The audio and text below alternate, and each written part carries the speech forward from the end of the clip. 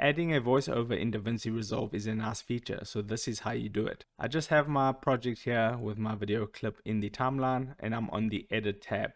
What we need to do is go to the Fairlight tab, and right now here's my audio track from my video clip. I'm going to mute the audio track, and then underneath that I'm going to right click in that empty space and then click on Add Track and then Stereo, and you want to make sure that you have the mixer open. If it's not open, just click on Mixer near the top right hand corner. And what we have added is A2, so right here in the mixer where it says A2, you click on No Input, and then you want to click on Input. From here you want to select your microphone, so in my case it's this one right here, the first one, and then just click on Patch. Once you've done that, exit out of the Patch Input Output screen. Now, to not mess up the recording while I'm doing it, I'm going to press this M underneath bus 1 to mute the output of the speakers, and then I'm going to click on R underneath audio 2 to enable recording. You can see the audio levels move when I speak. Now to record, we just want to click this record button, which is the circle.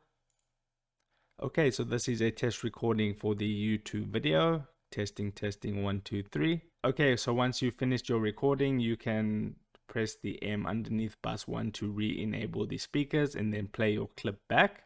Okay, so this is a test recording for the YouTube video.